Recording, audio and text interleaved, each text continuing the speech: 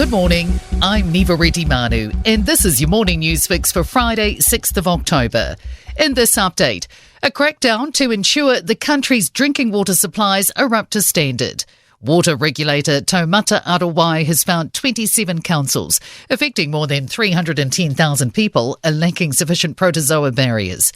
Regulations for many suppliers took effect last November, but since Queenstown's outbreak of cryptosporidium infections, this has been zeroed in on.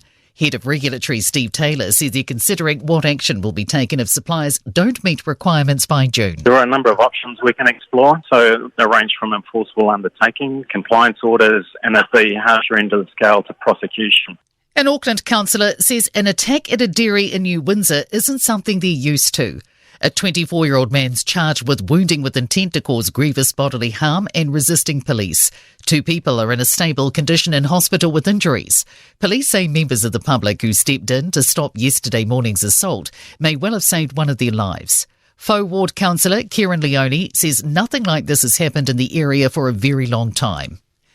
Newstalk ZB's political editor isn't crowning a winner for last night's TVNZ debate between the minor parties' leaders. It had plenty of scraps. Ex-David Seymour and Greens co-leader James Shaw clashed heavily over the right approach to climate change. Te Pāti Māori co-leader Rawiri Waititi and New Zealand First's Winston Peters had their own heated exchanges, both calling the other racist. Jason Wall says none was head and shoulders above the rest, but he can hand out some awards. David Seymour was the most polished. Rawiri Waititi was the most passionate. Winston Peters, he was in there with the most to prove, and James Shaw was the king of the zinger. A marketing expert says political parties need to remember not all voters will read the fine print.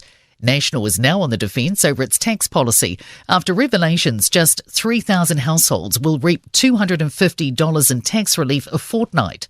The party says the promised rebate to the average family always came with the caveat it was up to $250. Massey University marketing professor Bodo Lang says it's fair to suggest most voters would have expected the number to be more sizable. We know from research that many consumers do not hear these qualifiers. They just hear the number and they think that applies universally. And even if you do provide a qualifier up to, Te Whatu orders hit the brakes on the pay equity claim for care and support workers. It's called for a review as the process nears the end, to the disappointment of unions and employers. Aged Care Association Chief Executive Catherine Rich told Kate Hawkesby the health agency was on board with the first 4 stages of work done from July 2022, and she suspects the cost of pay equity was more than they anticipated. In sport, the Black Caps have trounced England by 9 wickets to open cricket's 50-over World Cup in Ahmedabad. Devon Conway and Rachin Ravindra made unbeaten centuries as they chased a target of 283 with 13.4 overs to spare. The Bullets have beaten the Breakers 89-84 in the Australian Basketball League. And defending champion Ryan Fox is tied for 10th after the opening round of the Dunhill Links Championship. He's carded a 6-under par 66 at Carnoustie to sit 2 strokes off the lead. And I'm Niva Manu. That's your latest news fix. We'll be back with the next update at midday from the Newstalk ZB newsroom.